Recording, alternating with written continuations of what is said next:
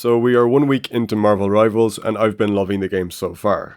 But I know there's a lot of new players who struggle to climb in competitive and get the hang of the game because it can be quite overwhelming. I'm currently Diamond 3, which is like basically top 500 in this game right now, and I come from being a high elo Overwatch player and reasonably high elo Valorant player too, so I do know what I'm talking about with this stuff. I thought it would be a good idea to make a guide for new players because we are all new players technically, but some of us have game skills that transfer from other games and they're very applicable to Marvel Rivals, but others don't have those, and that's totally fine.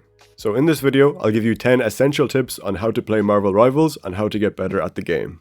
Let's get started. For tip number 1, the first thing you should always do with any game you play is set up your settings the way you like them. Set up your settings in a way that is comfortable to you and that you can easily switch between games and not feel like you're thrown completely out the window and that everything is familiar. For example, if you come from Overwatch, try to use the same keybinds as you used in that game. Marvel Rivals has 3 abilities, Overwatch has 3 abilities, so just set the exact same keys between those 2 games and you'll be able to seamlessly integrate between the 2 games. Another thing is sensitivity. Obviously you want to have the same sensitivity as you had in Overwatch or Valorant or whatever game you play. So if you had a certain sensitivity in that game, try to get that sensitivity in Marvel Rivals and use a sensitivity converter such as mousesensitivity.com and plug your sensitivity in there, then switch the game over to Marvel Rivals and it'll give you your sensitivity for Marvel Rivals. And this way you can have your Valorant or Overwatch sensitivity in Marvel Rivals. There are a couple of hero specific settings as well that I recommend everybody have, but I'll do that in a separate video because that's a whole other topic to discuss and there are a lot of settings to go through, so I'll save that for a different video. The second tip, and you might say that's pretty stupid and that must be for noobs, but no, just do the tutorial, do the practice tutorial that the game gives you, that's what it's there for. It gives you an idea of the mechanics, it gives you an idea of the characters, and it gives you a feel for the game before you actually jump in and have to get absolutely dunked on by every other player in the lobby. Just learn the mechanics before you go in and you won't have to make a fool of yourself. It's very simple and this is the whole purpose of the tutorial, so don't be one of those players who has a massive ego and says, oh, the tutorial is just for noobs, why would I do that? I've played so many FPS games and I still play the tutorial just so I could understand the mechanics and have it explained to me once so I could know before jumping into a game. I can absolutely recommend you do the tutorial and you go into the practice range and practice some of the heroes first just to get a feel for things. Like, just shoot the bots or do whatever you have to do, use the abilities, see what it's like, and then you can actually go into a game after that. But before, just go into the practice range first, figure things out, and then go into a game after. And this third tip carries on from the second one, and that is to learn your hero's abilities. This should be a no-brainer, but you'd be surprised how many people don't know what they're doing when they jump into a game and suddenly they end up dashing off of a cliff or they end up pressing their ultimate when they don't mean to. Learn the abilities, go into the practice range, practice on bots, get the feel for each hero because there are a lot of abilities in the game and a lot of them play very differently to other ones. For example, some characters have 2 sets of weapons. Hawkeye has his regular bow and he also has explosive arrows too. The Punisher has his regular rifle and he also has a shotgun. I didn't realize this until after playing a few games with these characters. So you can actually go to the specific hero page and just check their abilities in this preview. It's fantastic, the game just shows you exactly how to play. You can also press F1 by default in-game to check your hero's abilities if you need to do it on the go. So if you're in a match and you need a refresher or whatever, just press F1 and it will tell you exactly what the abilities do. For the fourth tip, one really unique concept of this game is the Destructible Environments. Not a lot of other FPS games actually have this, and this is a major mechanic because this literally changes the foundation of the map. So sure, you can learn a map and you can know where all the health packs are and the point is and everything, but you can also bring down ceilings in certain scenarios and make openings for yourself through walls. And there's a lot to this, but you have to be kind of creative sometimes. For example, if you can't peek an angle because a team is spamming it, and it's a very small choke point, you have the keybind to check which environment is destructible, so you can press the keybind and see where you can break to find another opening onto the point where the enemy might not expect you to be. This can be very powerful with, say, Punisher's ultimate, which immediately breaks any destructible environment, so if you pop the ultimate and break the environment straight away, you can melt someone through the wall basically. For the fifth tip, this one might be a no-brainer as well, but learn the map. You have to learn the map because you need to know how to get to the point quickest, you need to know where the health packs are, because you won't always have a healer with you to help you recover health. You can aim as well as you want, but knowing the map is the most powerful thing you can do in the game. Especially with characters like Moon Knight, who rely on his Ankh being placed at certain angles to be able to just melt enemies that come through the choke point or something like that. And with Squirrel Girl, if you know what's behind the wall on a map, you can just spam your projectiles off of the wall and bounce them into the enemy. But to know where the enemy is going to be standing, you have to know the map. There are also certain positions where only snipers can stand, and learning these positions will give you a massive advantage over the enemy. And if you're playing a flank character, you need to know exactly where to go in order to flank the enemy team and take out their supports without drawing too much attention to yourself. So I can't emphasize this enough, but learn the maps. For the 6th tip, this is unique to this game again, and that is the team up ability section. Team ups in this game can be very powerful, and it's a very unique concept. So you basically have two heroes who complement each other in the game. For example, you can pick Punisher and you can pick Rocket, and Rocket will give a damage amplifier to Punisher. When Rocket gives Punisher this amplifier, Punisher gets unlimited ammo and he also shoots faster while in the field. So this is a very powerful team up. Then there's a team up like say Mantis and Adam Warlock. So when Adam Warlock dies, he can cocoon himself and then come back to life. This ability obviously has a very long cooldown, but if Adam Warlock teams up with Mantis, Mantis when she dies can use that same ability and come back to life on a very long cooldown. But this one ability on its own can end up saving a game. The ability for a support to revive themselves is so useful, and it can literally change the course of the game in progress. So learn the team ups and learn which characters you need to play and what characters will complement each other in order to give your team the best chance of success. You don't always have to use team ups, they're not absolutely essential, but they are very strong and they can be very overpowered at times too. For the 7th tip, I can recommend that you absolutely don't just spam your ultimates as soon as you get them. You have to be tactical with this, and usually you can combine your ultimate with another player's ultimate in order to get the best, most impact out of it.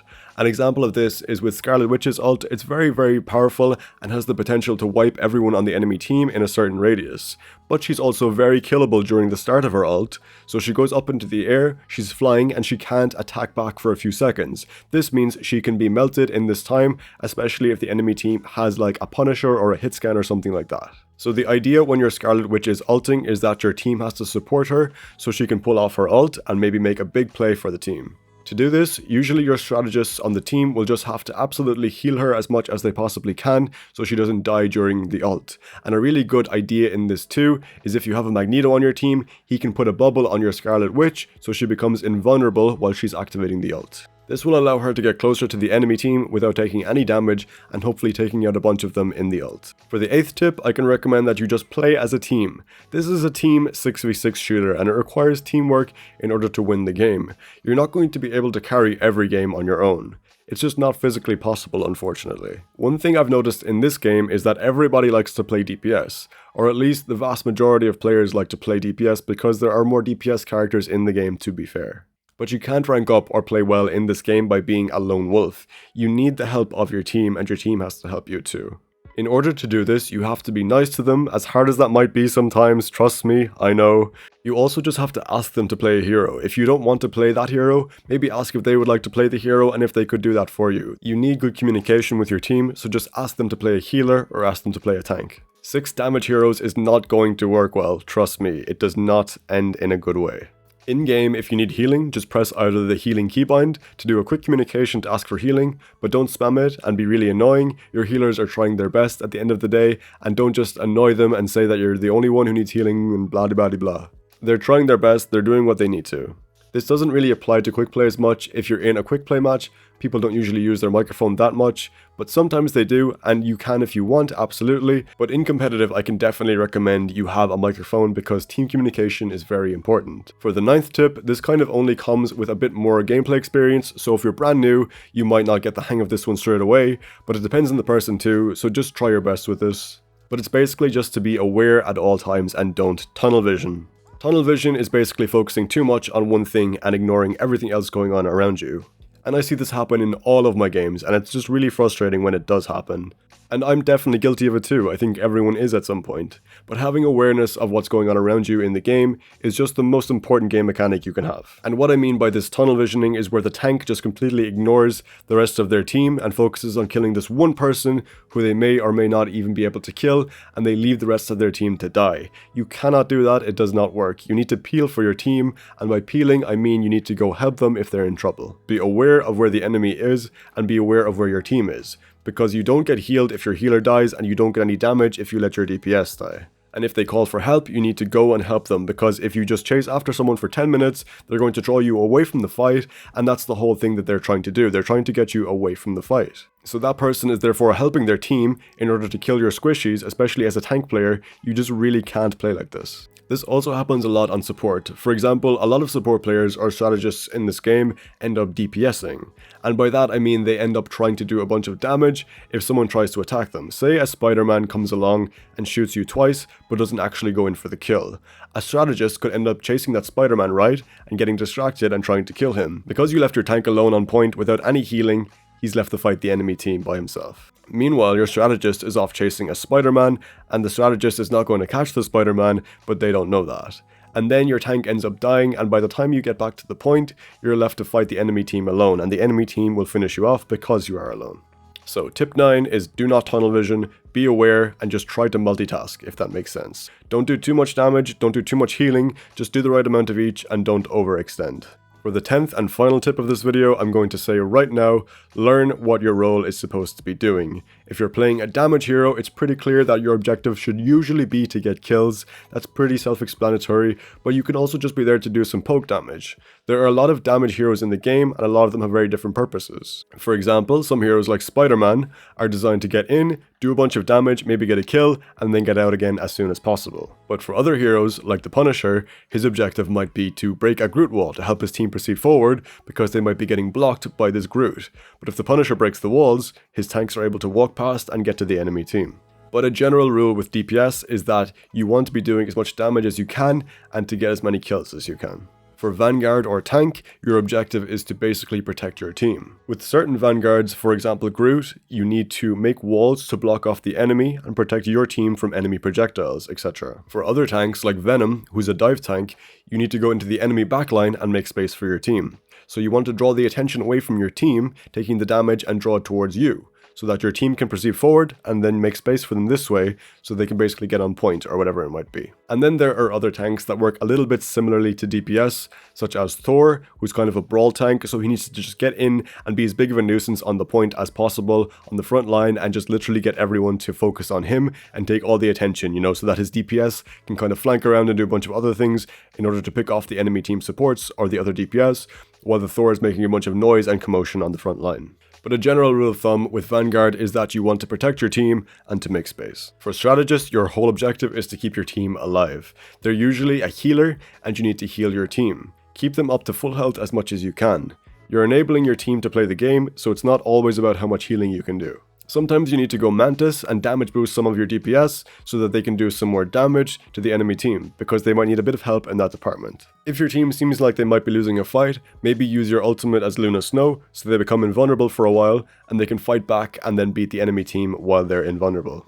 I would say in this way Strategist is probably the easiest to play because it's the most simple objective out of the 3 roles. In general, as Strategist, the concept is to keep your team standing. You need to enable your teammates to play the game. That is how I would say Strategist should be summarized. You're mainly healing, but you need to keep them alive in other ways too, such as dealing damage to finish off an enemy sometimes, or using a Luna Snow Freeze to save your DPS from getting killed. And there you have it. That's 10 essential tips I would consider for a beginner in the game. Just the absolute basics for you to learn and understanding the main concepts. There's obviously a bunch more tips and stuff I could give, but these are what I would consider the most essential ones, especially for a new player.